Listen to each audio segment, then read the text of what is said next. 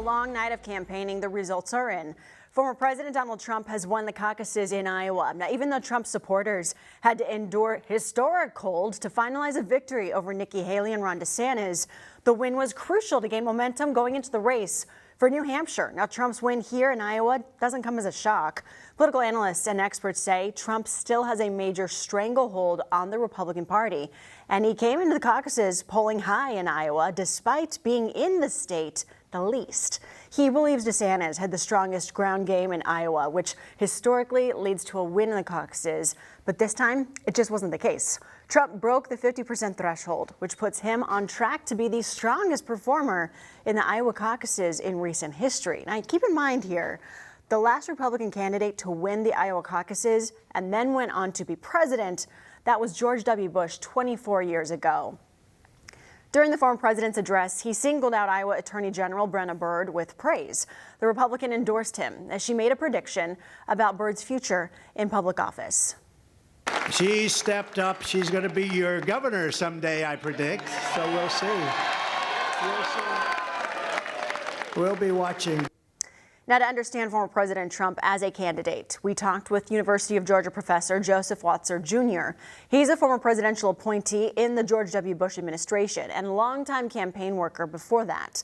Watson says Trump runs his campaign with a certain level of confidence.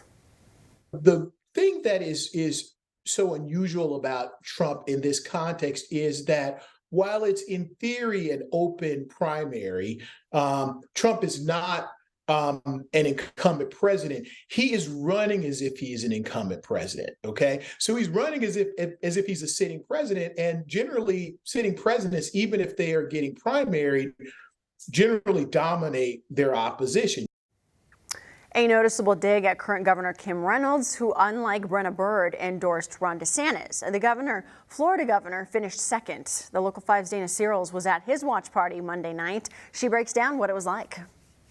Well, the room here is pretty quiet now at Ron DeSantis' watch party after a lot of emotions went through the air tonight. First, it started with frustration from caucus goers who heard the results before they even got the chance to vote. Then the DeSantis campaign said that the media was contributing to election interference. But then the mood definitely changed when Governor Reynolds, Bob Vander Plaats, and Governor DeSantis came out to speak with a lot of excitement and encouragement, saying they have punched their ticket out of Iowa. It'll be interesting to see how this campaign moves going forward, considering Governor DeSantis put a lot of time, resources, money, and energy into the state of Iowa. It was kind of deemed to be a must-win state for him. So we'll see how that looks going forward. But for now, in Des Moines, Dana Searles, Local 5 News.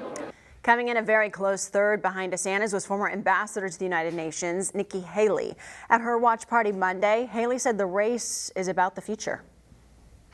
And the question before Americans is now very clear. Do you want more of the same? Or do you want a new generation of conservative leadership? Entrepreneur Vivek Ramaswamy, who ran on a campaign of truth and American first, announced with wife and son on stage with him that he would be suspending his campaign. He said his team looked at it every which way and found that they did not achieve the surprise they had wanted to deliver. Well, he stated there is no path for him to be president, but that he is worried about the country and that, quote, we are skating on thin ice as a nation. We have done everything in our part to make, and done, every one of us in this room has done our part to save this country. And I am so proud of every one of you who have lifted us up. But we're a campaign founded on the truth. And so that's why we've made that decision today. In his announcement, Ramaswamy endorsed a fellow candidate, former President Donald Trump. He says he called Trump to congratulate him on his victory, and now going forward, he will have his full endorsement for the presidency, saying the president needs to be an America First candidate.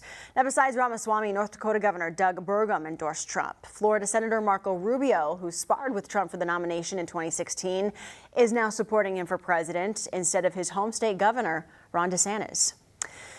New this midday, former Arkansas Governor Asa Hutchison is ending his 2024 race for president after a sixth-place showing in the Iowa caucuses. Hutchison secured just 191 votes in the Iowa caucuses and 0 pledged delegates as of Tuesday morning. Now, since launching his campaign in April 2023, Hutchison never managed to build significant momentum in the polls or with donors, and he failed to meet the requirements for each of the Republican primary debates. Monday night, we caught up with J.B. Pritzker. He is the Democratic governor of neighboring Illinois. Now, Pritzker is a progressive who legalized recreational marijuana and has strengthened reproductive rights in Illinois. He came to Iowa to boost Joe Biden's re-election bid. Pritzker says he's confident his party can come out on top against Republicans. But I would say for Democrats, I feel like it's a good night because we know what our message is. All three of the leading candidates, anyway, are simply carrying the MAGA Republican agenda, which we know we can beat. We beat them in 2018, we beat them in 2020, 2022, 2023, and here we are in 2024. We'll beat them once again.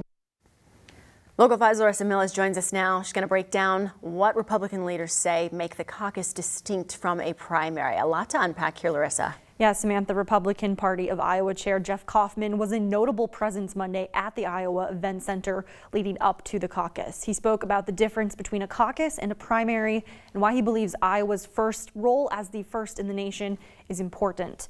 Kaufman says because a caucus involves a vote count and report that happens in front of the public, it's more transparent than a primary where people instead just go in, vote, and leave.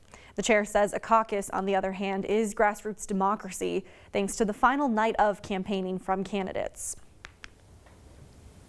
A caucus, and this is the reason why it's so important that we start with this process, in my opinion, as a first in the nation state, is you have a conversation. You actually have the candidates come in or their surrogates, and they will make their case one more time. Now, following the Iowa caucus, New Hampshire is the first state in the nation to host a primary. That's next Tuesday. Despite messaging that suggests Iowa and New Hampshire pick the president, Kaufman says the caucus and primaries in the first 4 carve-out states, which are Iowa, New Hampshire, South Carolina, and Nevada, are instead intended to start the process and give candidates a jumping-off ground. Samantha. Larissa, thank you. Okay, New Hampshire is the site of the next Republican primary on January 23rd.